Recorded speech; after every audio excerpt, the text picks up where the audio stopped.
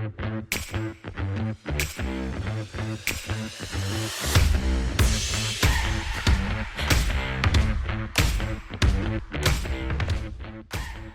to Roof to Curb, the foodie of home. So we're talking custom one. We're going to talk all things home, including roofs to curb, to excavating, to appliances today. Custom one homes, remodeling, exteriors, and landscaping. So we have two special guests from All Inc. today. We've got Ross Anello, Director of Sales. Been there for a while. Welcome, Ross. Thanks for coming out. Yeah, happy to be here. Michelle Hanan, Area Sales Manager. So Ross, you're the big dog in the pyramid chain of All Inc. So why don't you start and introduce yourself and what's your history of All Inc.? Yeah, for sure. So Ross Anello, and I've been with All Inc. for going on 14 years now. I started with the company just hustling on a daily basis. I entered just to call on builders. That's what I did. All Inc. was trying to expand their market share, and I just picked up the phone and started calling. And since then, it's just been kind of a progression into what I do now, which is still largely involved in the builder market, but then also involved in other areas of our business with operations, running our sales team, the books, kind of everything, top to bottom. How many years have you been there, Ross? 14 So, years. Seen a little change in that time. Yeah, absolutely. Seen a lot of change. And prior to that, I was in the construction industry selling custom closets. So, pretty much my entire professional career has been in the construction industries. Yeah, that's great. And then we got a newbie with All Inc. a little bit here. Woo. With Michelle, right? So 2-year newbie. Yeah. Introduce yourself. Hi, I'm Michelle Hanan, and I've been in the industry since 2006, right out of college. I started the competition. I was selling plumbing, lighting, and dabbling in appliances, and now I'm fully into appliances, learning a ton. I saw a void, like as far as the role that I was entering, I saw a void in the industry with customer service and follow-up, and had a lot of feedback. So I was like, I feel like this is something that I could do. I think this is something I could excel in, like literally answering my phone and getting people the answers to the questions that they have and resolving their problems faster. Because when you are spending the insane amount of money that you are on these appliance packages, that's what you need. That's what you want. And in the life that we live in, people want it immediately. So that's what I'm here for. Yeah, and that's great. It's been fun. Yeah, it's we'll break down appliances quite a bit today, and the show really, Roof to Curb, we're really talking to the consumer a lot of trying to educate them, let them behind the curtain, if you will, and trying to connect them just so they can make best decisions possible when they go out on their journey of renovation or new construction. So, All Inc. Ross, you've been there 14 years. The company's been around. It's been kind of a staple of St. Paul, Minnesota. Maybe give some history just to what All Inc. is and where did it start. And there's this man that started this company and said he wanted to sell some appliances, and he had some pretty strong competitors in St. Paul at that point. For sure. And I have most of these details. There might be a couple that I'm off on because I wasn't part of the family that started it, but I'm pretty close here. So Sherman Rutzik started actually doing vending machines in St. Paul. This was pre-All Inc. So he used to have like an ice cream shop on the side of the road. Then he started in vending machines. What do you think? What do you think was in the vending machine in 26? Was it like a goo cluster? What was it? Right? Probably cigarettes. Who knows? Yeah. At that point, I don't even know. What was it? Laffy Taffy? What High margin. That's all that matters. Yeah, right? I would have loved to see the face of the vending machine. Probably wasn't a face at that point, right? It was just in a box, and you hit a button, and it's probably 5 cents. Yeah. Pez candy came out. Who knows? Yeah. But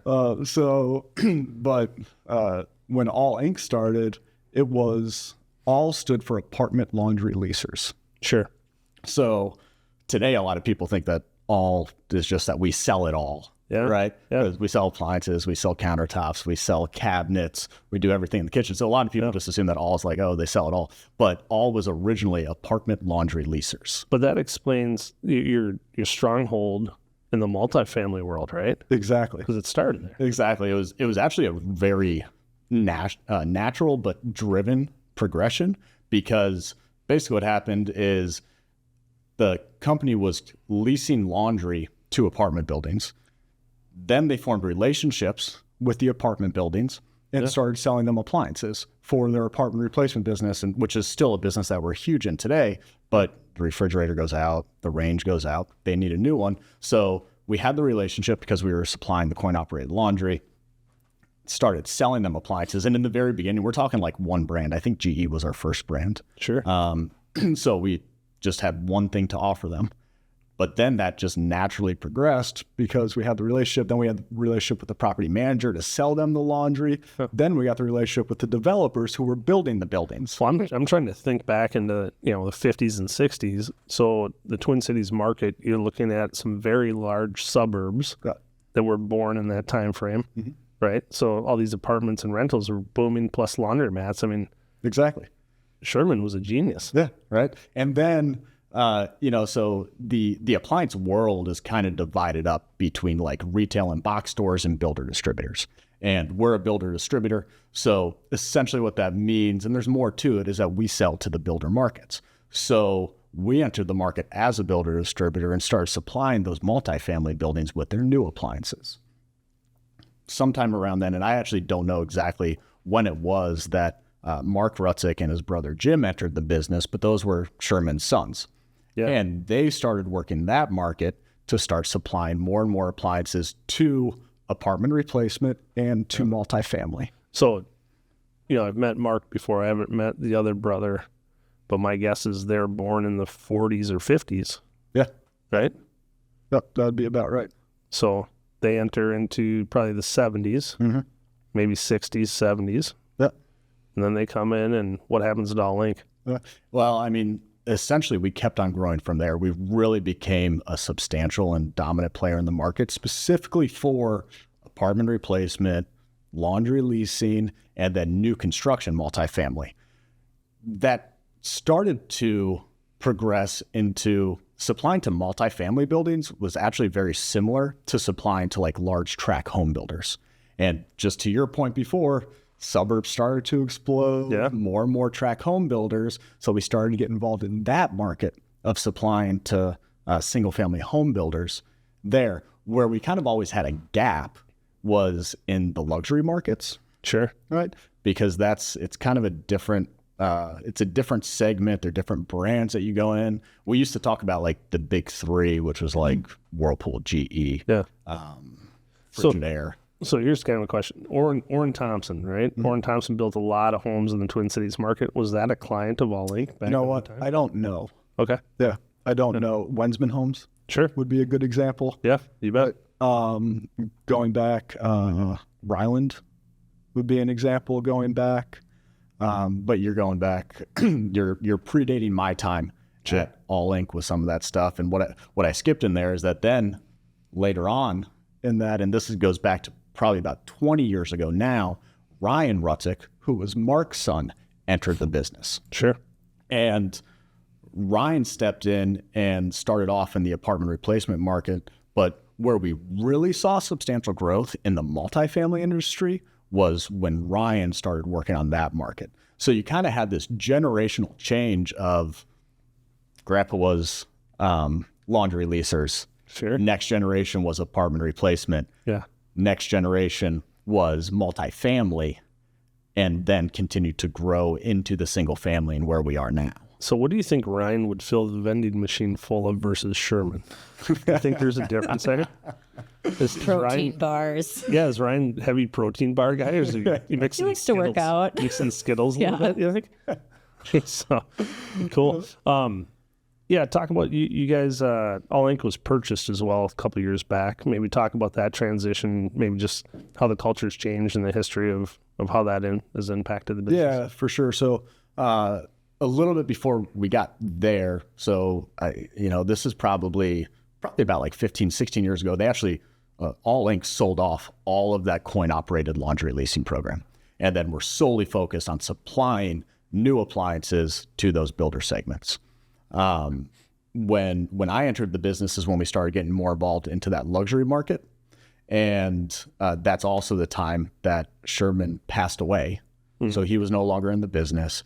At just a few years after that, Ryan Rutzik bought out his uncle, Jim. So at that point, it was Mark Rutzik and Jim Rutzik who owned the business. So father-son. Father-son deal. running the business forward. And then it was 2021 that All Inc. sold, Mark and Ryan sold to BMD, which is Builder Material Distributors. Yeah, large company in the United States, right? Yep. That's buying a lot of companies and buying a lot of companies specifically focused on the builder industries. And that was something that was huge to Mark and Ryan, is that, you know, they didn't really want to go private equity. They wanted to go with a group that was going to really continue to drive the business forward, and understand the mindset of how the business was built. Because what BMD does is they only own businesses that focus on the building markets. And the way that we sell to our customers at All Inc. is different than a retail mind. And that it was really important when they were selling the business that they were going to understand that and carry on the name going forward with that same mentality. Sure. And one of the really cool things for us is that, and this spans throughout our organization, is that BMD is an employee-owned company. So we're an ESOP. There's not, you know, we have, I think we have like 39 locations around the country. We only have 2 appliance companies, but we do a lot of windows. We do a lot of doors, cabinets, moldings, lighting, all kinds of things in various areas.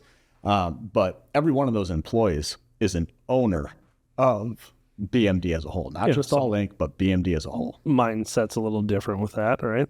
It really has. It really is. And it really has been really cool to see the company culture and how that's changed being an employee-owned company. And one of my best examples is like our warehouse employees and our drivers. Like, they have so wholeheartedly embraced the fact that they are an owner of this business. So everything that they do now, like, they walk around proud. And also for our business and our business's success, they care a lot more, honestly, about like, did I damage that? Is this customer going to be happy? Because they truly take ownership as though like, this is mine. And that's been the coolest thing to see throughout all levels of our business. And it's really fun to be a part of. It really is. Roof to Curb podcast, sponsored by Duke Cannon. Don't trust your mutton chops and mustaches to just any brand. Duke Cannon Supply Company makes hardworking grooming products for hardworking guys, and their products will help you keep your facial hair in championship form. From their beard wash and balms to beard oil, they have your back and your face covered. Duke Cannon, work harder, smell better. Stock up on DukeCannon.com and use BEARD10 for 10% off your next order. Duke Cannon is an official partner of the Minnesota Wild. There's a lot of competitors in the market, right? Some focus maybe a little bit more on consumer sales. You guys definitely have a stronghold on the builder community, and how to service a builder is very different than how to service Mr. and Mrs. Smith originally that comes into the store, right? So you guys go about that a little differently. Michelle, you want to just talk about that experience that maybe a client would get coming into All Inc. and let alone working with a builder that's trying to help guide them as well? Sure. So based on our location, everything, and the fact that we're in St. Paul, we have one location. So we know that our competition has several. So we have to step up our game. We not only have to have the absolute best staff, we have to have the best service. We have to have the greatest showroom. We have one of the largest showrooms from here to the West Coast. And for someone that hasn't seen it, you're like, okay, it's another appliance place. No, you can literally see everything. We have working kitchens. We have demonstrations. So we really are a notch above the rest, in my opinion. And then I would say what we offer, we're not, it's a sale this weekend. You have to buy it in 2 days. Yeah. We're going to let you take your time. We want you to select the absolute best appliance for your home or appliances, because you're going to have these for a very, very long time. I'm going to be here for years and years to come. When you come back or when you send people our way, you're not meeting with a new person. You're meeting with me. This is a girl that sold to us. If you're unhappy, I want to change that. So I do feel like we care more, I would say, about our customers, both the builder and the end user, because that is our repeat business of builders, and we want to make you happy. Yeah, no, that's great. Let's talk a little bit about history of appliances. So Ross, Michelle, you like said, you guys have been around. You've seen a lot of companies that come up, right? There's new brands that get formed, and there's also some brands that have been around for a long time and really good at what they do. Maybe just talk about, let's start with colors, right? We always joke about the green appliances. What were some of the colors back in the day, Ross? What have you seen through the Rutzik family, maybe? Yeah. So, I mean, the biggest change was when things went from, it didn't even really used to be white. It used to be almond or bisque. Sure. Oh, Right. God. Yeah. So it was that was actually what the most popular was. And there was black, and then there was black, and then there was almond, and then there was black and white. And Did white cost more than almond or almond more than white at that point? You thought? I honestly don't know the answer to that. Even when I started 14-ish years ago, it was like a unicorn if you had somebody calling in for a bisque appliance at that point. Yeah. So, I'm guessing that they were pretty similar if I had to make an assumption. And then stainless entered the market. Yeah. And it's kind of funny looking back on it, because like it used to be that stainless was a premium. Mm-hmm. And when you look at it today, stainless, black, white, in some cases, the black and the white cost more than the stainless, but it's just become the standard. But beyond that, there were like green. It was a big, I'm going to call it a fad, but now it's kind of back, is that laundry was, you would walk in and you'd see a red washer and dryer or a blue one. And there was really one brand that was driving most of that. And that was probably a little bit over 10 years ago that was pretty popular. Yeah. and then it kind of faded away.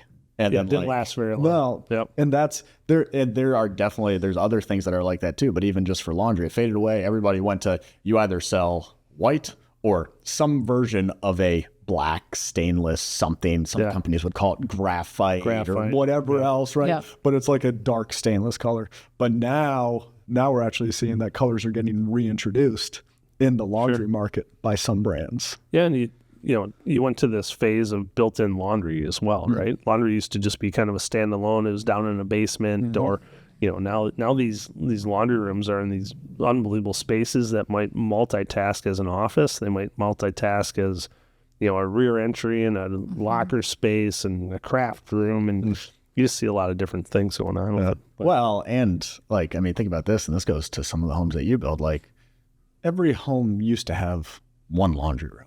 Mhm. Like, we've done houses that have 8 laundry rooms with no exaggeration, and it's entirely not uncommon to have 2 laundry rooms. Oh, so sure.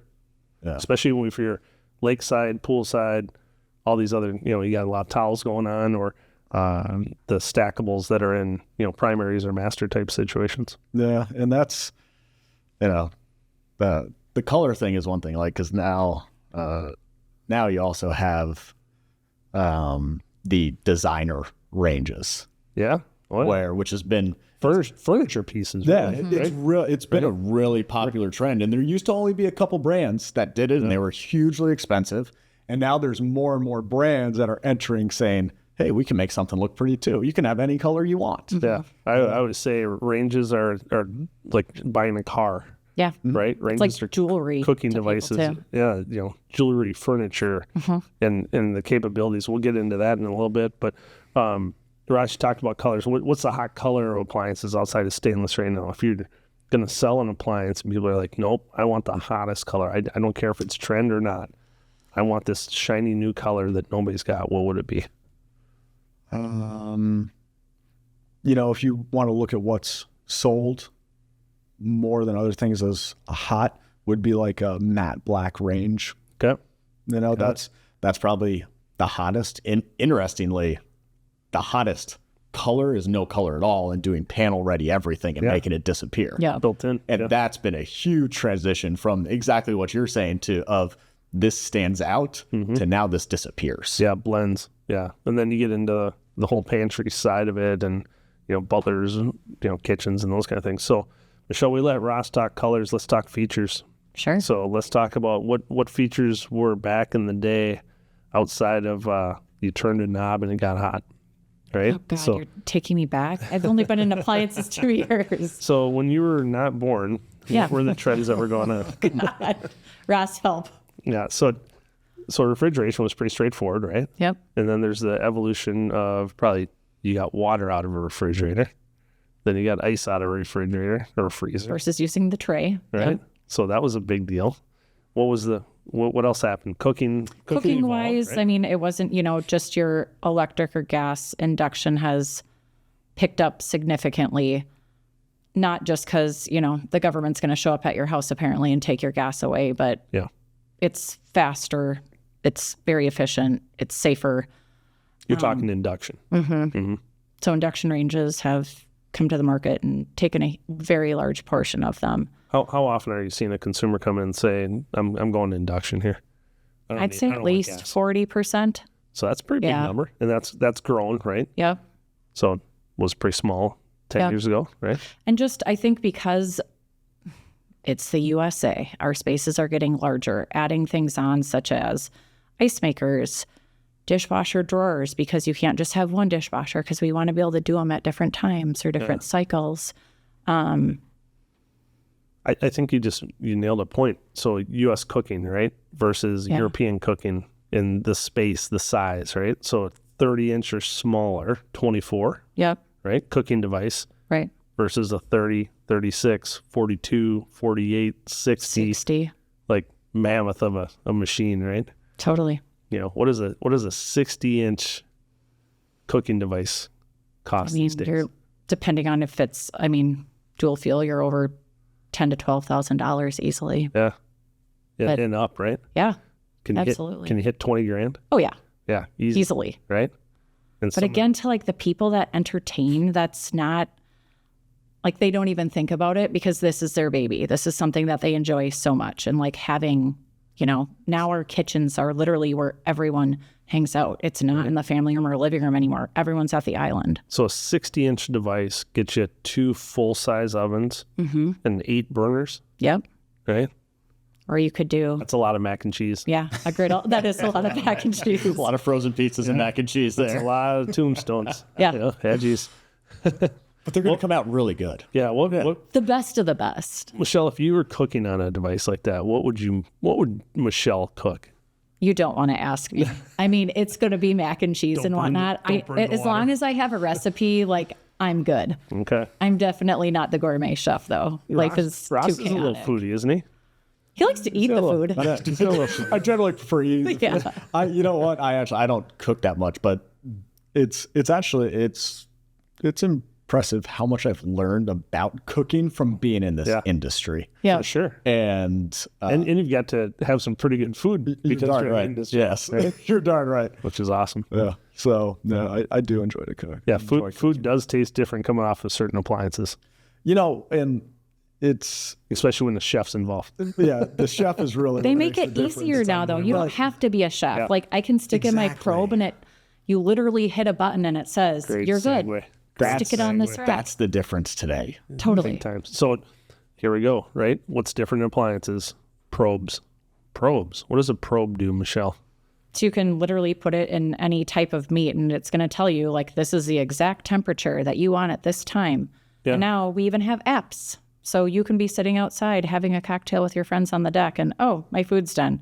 And with some of them, you can even see a picture to see how done it is. Or do you want to leave it in a little bit longer and you don't even have to leave? So, all right. So I'm the novice. I buy a 10-pound prime rib and I want to really impress some people, right? Prime rib, dangerous, right? Dangerous to make. So do it, throw a probe in it, set your temp, set your time. And I got the app. It beeps at me and it's done, but I got a lot of things that aren't done yet. And I got to get some potatoes going. I got to get, whatever else, get the corn going, whatever it is, right? Yep.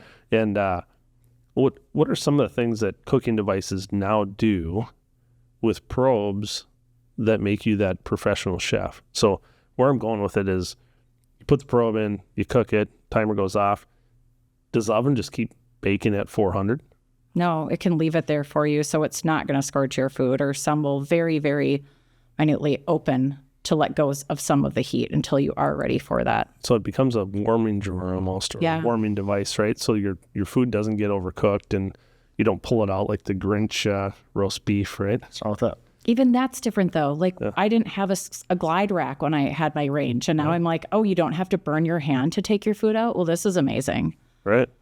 Yeah, it's pretty great where cooking has become where, you don't have to go out to the $400 dinner to get that quality of food. anymore. Totally. Right.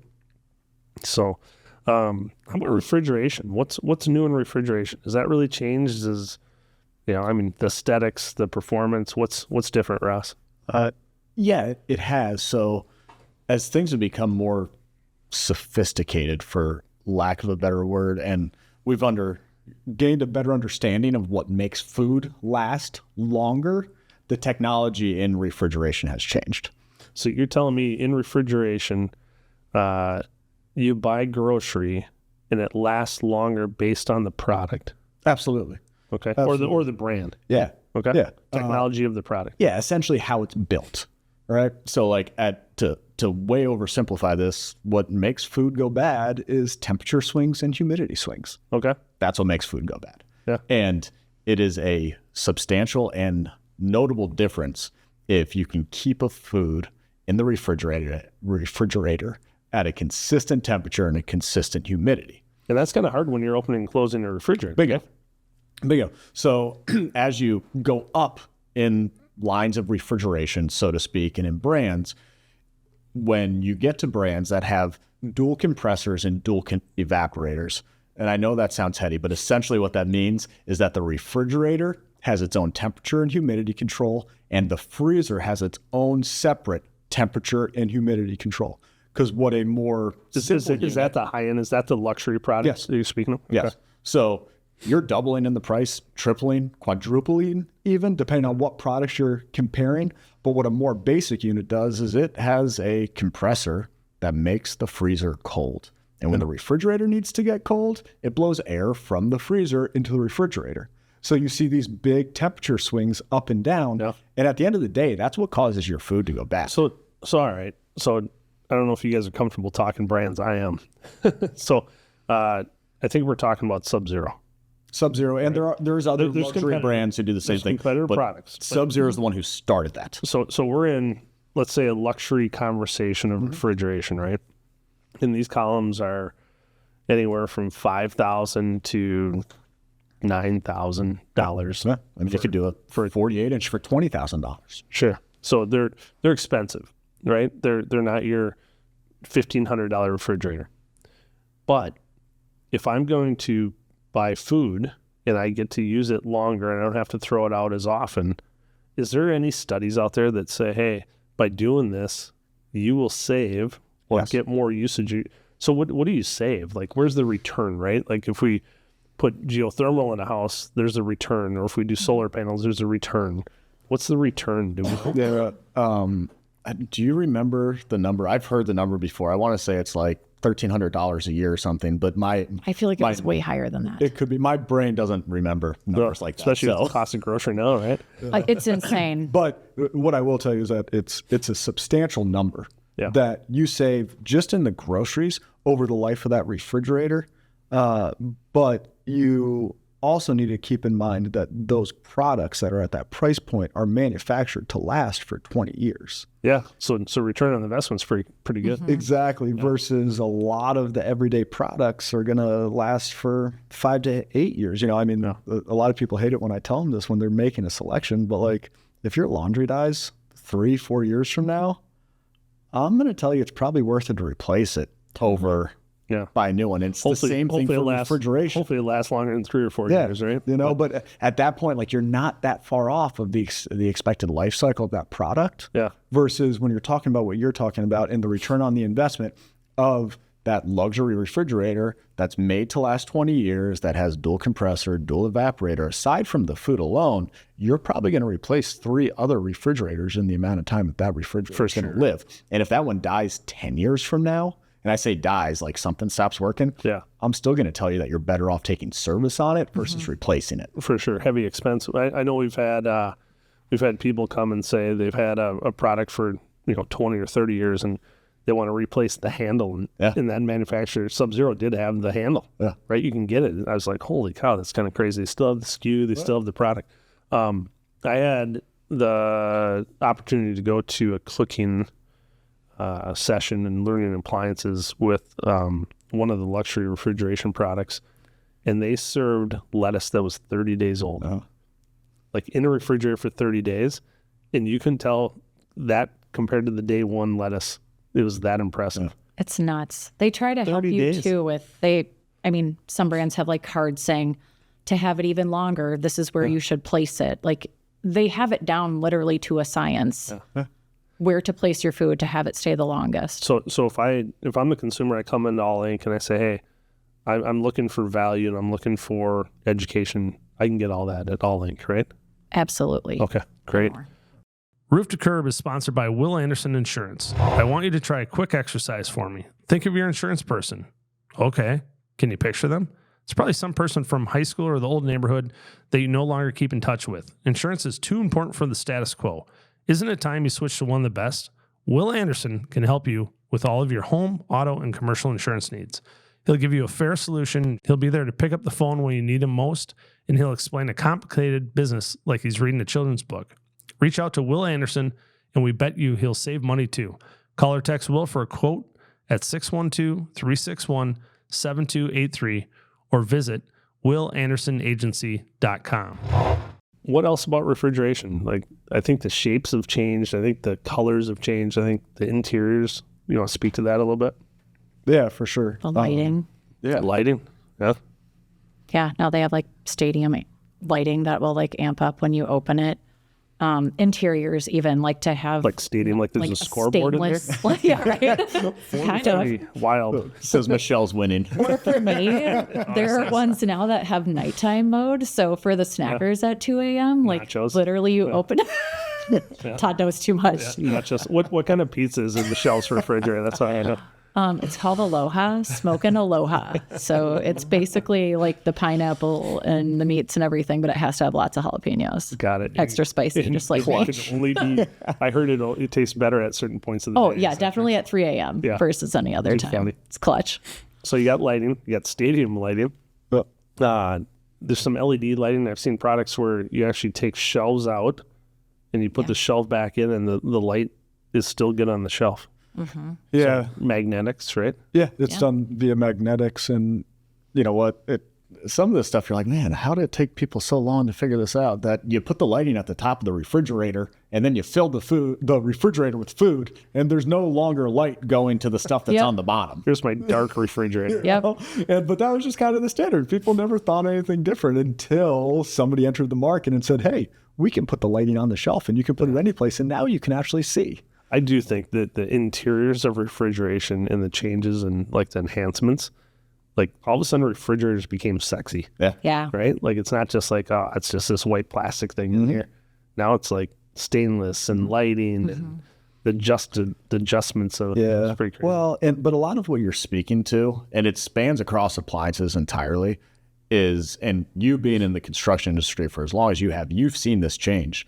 The level of consumer expectation has completely changed from where it was 10 years ago, 15 years ago, and even more since prior to that, where now like the expectation is that it's a panel ready built-in refrigerator and you open the doors and you're gonna be wowed. So is that crazy? Like I'm just getting the ketchup, but I really want to be wowed when I get the ketchup. Yeah. But it looks so much better too. Yeah. You want to eat everything in there. I'm like, God, the apple looks really good. And that hasn't spanned all markets because you still have volume home builders who need to meet a certain price point. All right. So those appliances have naturally gotten nicer within a similar price point. And obviously pricing goes up as time goes on, but you haven't seen as substantial of a change there. But when you jump up into the luxury market, like, you know, I remember like a $40,000 package was like, 10 years ago, 15 years ago, I was like, heck yeah, $40,000 package. Yeah, big deal. Now somebody building a luxury home, they're 40, 50, 60, 70, 80. Like now we get excited about $150,000 to $200,000 packages versus that wasn't even fathomable before. And it's because of that level of what people think is going to fit in, like, are they going to have that panel ready refrigerator? Or are they going to have two of them with the LED lighting that makes you feel good? Like that's kind of become what people are asking for when they walk in the door now. Yeah, and how about spaces, right? The expectation of spaces in a home that have some type of appliance. Yes. So you got your kitchen, you've got some type of dry bar, you've got a wet bar, you've got refrigeration drawers, right? Freezer drawers, like in lower level bars, those kind of things. Pantry, outdoor kitchens. Like, Well, now people are working from home. So, like, they're literally putting their coffee maker in an under counter in their office. Outdoors become huge too, even in Minnesota. I think the trend that's really booming, and it's been there, but I think it's really becoming more of a focus, and it's a result of, Michelle, what you just said, where people are working from home more, but they don't want to lose the feel of the morning and the nighttime routine, right? Mm-hmm. And where I'm going with it is the cafe and the master, right? Yeah. And the primary, and more in the spa type area. So we're definitely talking more of a luxury build. We're definitely talking more money that's being invested into that bathroom.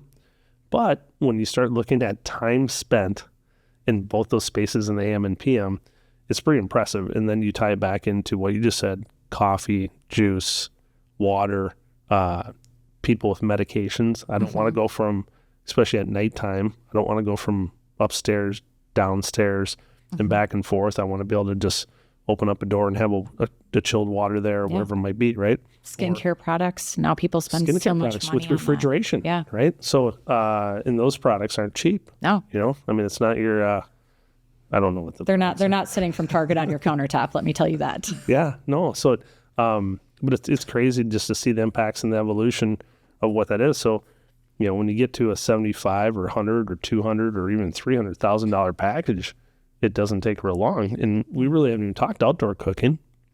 So the specialties of outdoor cooking have changed immensely, right? Oh, yeah. Dedicated pieces for dedicated cooking, and people are spending more time in the home, hosting more. Well, it's more of an experience. So let's talk about it. It's not your 30-inch grill with 2 burners anymore, right? So what are you guys seeing that's fun and exciting with outdoor cooking? Go.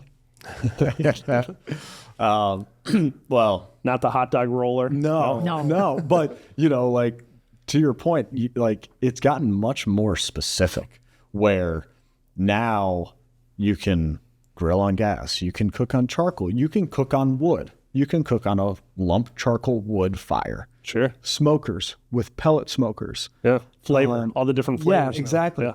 And so many more options are out there now to accomplish those various things. And it's not that different from inside your house, where there are outdoor and indoor cooking products that do it for you. Sure. I have a smoker on my patio right now. Yeah. The only reason why I have that smoker is because I essentially tell it what to do on an app, and it does it for me and tells me when it's done. So 8 hours later, you got the brisket, or 14 hours later, you got the brisket. I am not the kind of person who's going to like look up the recipe and do it all. It's not me. But on the flip side, You're not spraying the apple cider on that too. I'm just not going to. It's not me, you know. That's my family, not me. But there's people who still want to do that too. So like, even it's not even like only the fancy luxury products do this. There are some absolutely incredible high-end products that are still entirely manual, but provide an amazing cooking experience. So like, you're talking about a gaucho grill that's a huge bed of fire that has gears and wheels on it, so you can raise and lower your food how close to that fire you want to be, right? It's entirely manual. To create the texture of the food, right? You better know what you're doing, right? But so it's not like it's, all the fancy stuff does this. Yeah. That's not the case. The options have expanded so vast now that it's really a matter of like, how do you cook? What do you want to be able to do? What can you fit? Some people want a really nice outdoor cooking experience. They only have room for one product, and now they're making products that do all of those things. Mm-hmm. Yeah, I like the evolution of griddles and griddle size is kind of crazy, right? It's not the campfire 12-inch skillet anymore. Now it's these, 30, 36, and 40s, right? All those. And then you got rotisseries that are in grills. Then you've got smokers, and that comes with a whole nother conversation. Now we have full-on pizza ovens that people buy, because you can't put your pizza on the grill like normal. Right. And those, pizza ovens, like you can mass produce 12 pizzas. Well, it takes about 3 minutes to cook a pizza. It's unbelievable. But it's a fun activity, right? Yeah, but it kind of goes back to the same thing as the inside of the house. Like, how is that customer living? Like, where I see the most pizza ovens sold are for families who like to entertain. Maybe they have like a pool and they have a lot of people over, and it's fun for them to bring the family together, and everybody makes their own individual sized pizza, and it only takes 3 minutes to cook. Like, that's a fun experience for, it's a break in the action. Let's take a little break. Let's have some fun. Make what you want. Yeah. So like, what are your goals? We have some customers who buy like a relatively affordable grill and will buy an absolutely insane outdoor pizza oven because they have that vision that like, that's what they're going to do with their family. Or vice versa, right? All the tabletop pizza ovens, right? Yeah. So it's, it's crazy. When you're building a new house, it's like, how do you envision yourself living? Like, what are you going to do in this house? And then now it used to just be these things cook, these things keep stuff cold. Now it's like, how does this actually play in to how you see yourself living? It's lifestyle. Yeah. Ross, that's a great point of, I don't know how many people truly focus on lifestyle and appliances and the impact that it makes on your household, but you truly can have that, which you couldn't have that before. So the evolution is pretty good. We talked a little bit about outdoor cooking. We talked indoor and refrigeration. How about specialty devices? We talked about coffee makers, but what are these specialty devices that we're seeing? Coffee makers is one. It's not your tabletop anymore. What is it, Michelle? Well, even in that last model of yours that we did with the wine, like, again, it's the way that you're living. Could you just open up a bottle of wine and leave it and like have another time? People are investing and spending so much on this that they want to enjoy it, and it can keep it for months to come. Yeah, so what Michelle's speaking about is, everyone's got like wine columns and wine refrigeration, but there's a product out there that it's wine dispensing, right? It's just like your beer tap, only wine tap, and you got a red, you got a white. It can be a 2-bottle, 4-bottle, 6-bottle, whatever number of bottles you want, but CO2 to it keeps it fresh. And if it's the options are crazy. What time can you start tapping the wine, Michelle? What is there a limit to that? Is there a time around that? How long? No. Or are you saying like how long is it going to take me? What time does Michelle start drinking? What I'm going after. Right now, never. But so 3 a.m. with the pizza. What time with it the wine? has to hit 5. we have some goals in 5 life p.m. that we need to hit before that. I'm not going to assume you said 5 a.m. I'm going to say 5 no, PM. I'm calling BS. He's on bluff. But what a great deal, right? You don't have to go through a corking deal, and it's a decanter and whatever. But so that's one of them, right? We got the wine. What else? We got beer taps. What else is new and exciting? What else comes on the tabletop? What else for that experience? Well, you mentioned coffee, and that is actually one of the largest ones. Yeah. But built-in makers, right? And yes, it's not just a coffee maker. No, you can make many things with it, right, Rob? Yeah, absolutely. And not only that, I mean, like if Todd likes his espresso one way and Michelle likes hers another way, it'll save how you both like yours. So that every time you hit that machine and hit Todd's espresso or Todd's cappuccino, it does it exactly how you want. Can you put like a little fancy R on top? No, that's not possible yet. Yes. but you can save it with your name though. Which is kind of cool. So you got coffee, espresso. What else? I know there's more. Yeah. This is a little bit different, but steam ovens. Yeah. I was thinking that too. There's been a really substantial increase in the purchase of steam ovens. So, which ties back into cleaner cooking. Yes. Right.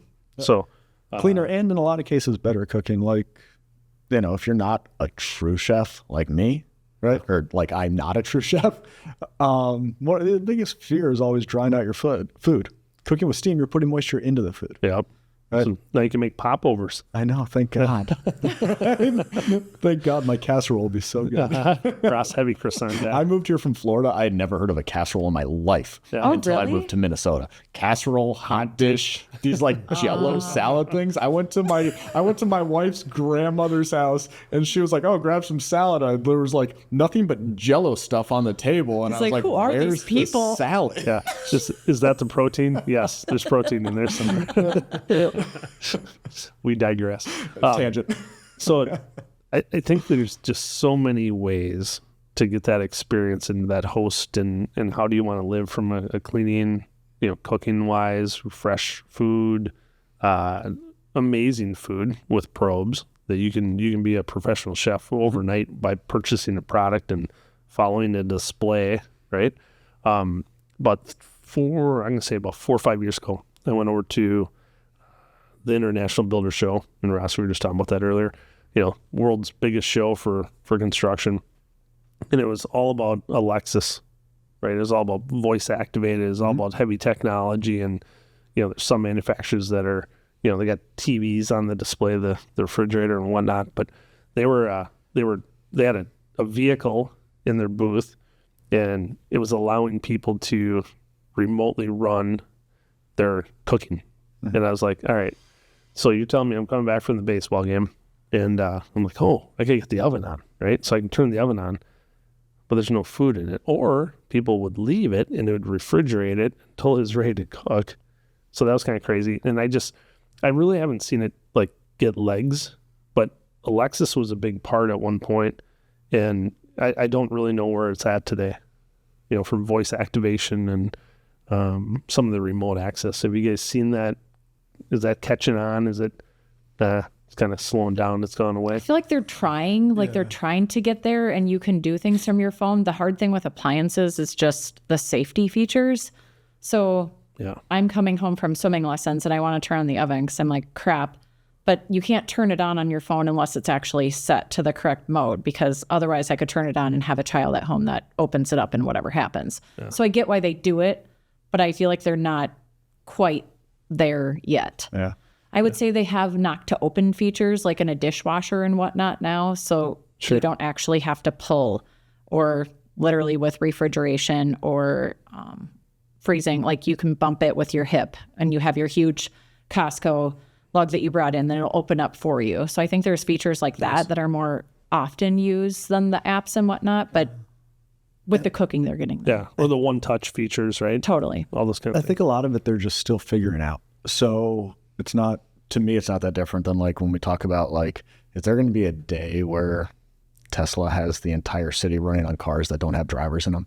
And like, how's the liability on that work? What's it look like? I saw something on the news that said they need to relook at some of that. Go figure. They tested it in Vegas. It didn't go well. But the thing is I think that it like, goes well, actually, Nick. the brands are trying to introduce things to the products that make people's lives easier. Mm-hmm. And they're finding that some make sense. To your point about my prime rib's done and it tells me on my phone. That's helpful to people. Yeah. There are some people who ask, can I start this oven from my phone? Whether they actually do that in practice or not, I don't know. Yeah. One of the biggest things, though, that's different, and this is game-changing in the appliance industry, in my opinion, and will continue to be, is the ability to diagnose and service products remotely. So now... That's huge. That refrigerator, that dishwasher, take your pick, is connected to Wi-Fi. Mm-hmm. And... what if your manufacturer of your refrigerator told you that there was something wrong with your refrigerator before you even knew it? Right. Because it's constantly updating and diagnosing. Just like a vehicle, right? Exactly. Just like I know my maintenance. I know if I get a light, if something check engine or whatever, like, yeah, you've got some parts. Well, your Roomba, right? Even does it with vacuum. Yeah. Right. So, or my refrigerator stopped working. Instead of the tech needing to come out and figure out what's wrong with it, then order a part, then come back and do it. More efficient, they can just trips. Diagnose it from there and say, oh, looks like your compressor, or hopefully it's not your compressor, but something else is out. Would you like service tech to come out with a part? It'll be on Tuesday. It'll take 2 hours, done. Like, I think that is amazing. So there's a lot of these things that are being introduced to the products, and I think that as time goes on, we're learning, like, this is really impactful. This isn't. Yeah. What sits in between, what's important to who. So there is still technology going in the product more than ever before, but it's still being refined as far as like what needs what. Yeah, you throw some technology out there, see what sticks, right, and see what you got to change. And what's another thing that's interesting is that they're starting to branch this into the multifamily and the apartment replacement world. Versus like we think about homeowners wanting to know if their stuff's broken, but what if you have a 300-unit building? Oh. And you're trying to keep track of Mr. and Mrs. Smith's refrigerator in unit 421 needs the filter cleaned. Yeah. Right. So it's branching into having a whole hub for a whole building or a whole property management company who has 10,000 plus units. All I picture is a big war room of TVs with refrigerators lighting up or ovens lighting up. 402, 719, 620. So that's where some of the technology is going now. Yeah. I think that's great. We talked about some specialty stuff, and one of the last things I want to talk about specialty-wise is sous vide cooking, right? Just clean cooking, water. Do you guys get a lot of requests for it? Is that caught on similar to steam? Do people embrace sous vide cooking? Do they not? Do they know what it is? I feel like people know what it is. It's more a matter of, are they willing to lose space on their cooktop or whatnot for that? Yeah. And everyone thinks it's cool. I mean, for busy people, you can literally set it in there. It's technically cooking your steak to the exact temperature all day. You can leave it for as long as you want. Literally, then you're just tossing it either, on your griddle or in a pan really quickly and finishing it off. But people are like, well, then I don't have those burners. Am I willing to lose that when I can do it on a countertop? It's hard to go from 8 to 6. It's a rough life. Right? Go from 8 to 6 burners. I mean, we got big decisions to make here, right? But yeah, and if you go tying it back to professional chefs and high-end cooking, there's a lot of sous vide cooking going on amongst professional chefs. So, it's a cleaner food. It's hard to screw up, right? Totally. Like you get exactly, it's thorough. It's keeps everything in. It's pretty cool. But let's finish off with good, better, best. So if you're the consumer and you're trying to work through products, and we want some bells and whistles, we want to live clean living, we want to have some good experiences. What are the good, better, best products out there? What should I look at if I'm coming in? Michelle, what would be your opinion? Depends on the product. I guess it depends on what you're looking for. Like we were already kind of touched on refrigeration and whatnot. Like, is that important to you to not see the refrigerator and to have something that lasts that long? For laundry right now, like, I guess the thing that has kind of amped up is like, for people that are height challenged, they now have entire towers. Instead of stacking your laundry and the controls are way up on the top, it's in the middle, and it's life-changing for people that have had something different before that.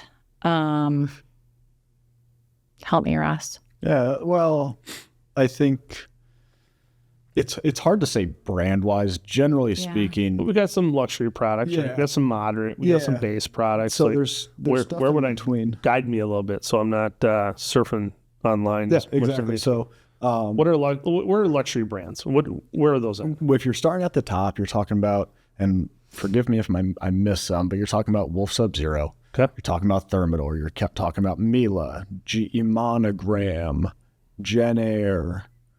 And if you go even above that, you're talking about like the Lockburnos. Lockburn, sure. Yeah. SKS. Signature. SKS is there. Thank you. And then if you were to come down a level from there, you're talking about KitchenAid. You're talking about Fisher Paykel, and they kind of span that like right on the edge of luxury to mass premium is what we call it. Sure. So, and in the mass premium, you're talking about the KitchenAid. You're talking about GE Cafe. You're talking about LG Studio.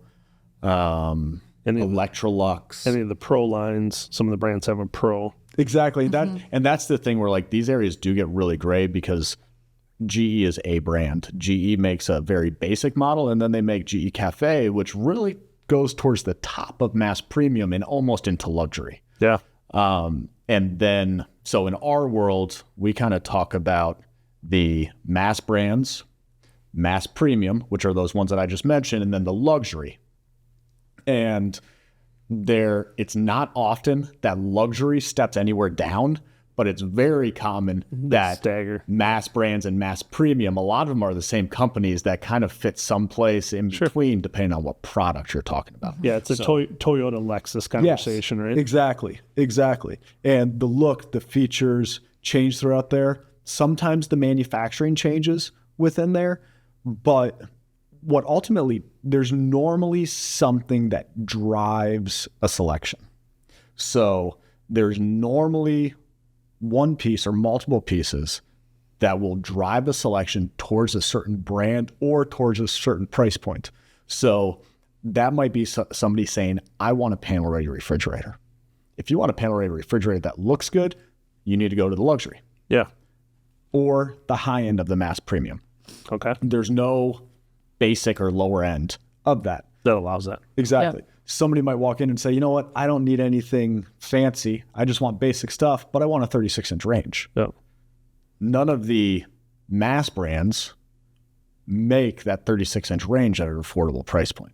Can I get mass brands with probes? Yes. Right? Yes. So you don't have to spend Crazy. luxury Exactly. luxury brands to get probes, so I can have a cooking experience. No, not at all. I mean, But I probably have to get to luxury brands to get the quality of refrigeration that we spoke about. Yes. Okay. Yes. So and sometimes it just comes down to size. If somebody says, I want this big of a refrigerator, of a range, here are the 2 brands that make it. Yeah. Like, are these things negotiable or not? Yeah. Because if this is what you need, this is the direction we're going. Sure. So there's normally something that's a driving force besides just the dollars that make where a customer falls into that segment lineup happen. Yeah, it's lifestyle and experience that you want by using and engaging that product, right? So, well, great. All Inc., located down on Plato Avenue in St. Paul, Minnesota, been around since 1946, started by Sherman Rutzick. So, which is great. I didn't realize. I was always wondering if there was an older Rutzick involved, and you solved that for me today. So, Michelle, thank you so much for taking the time today. Ross, thank you for taking the time.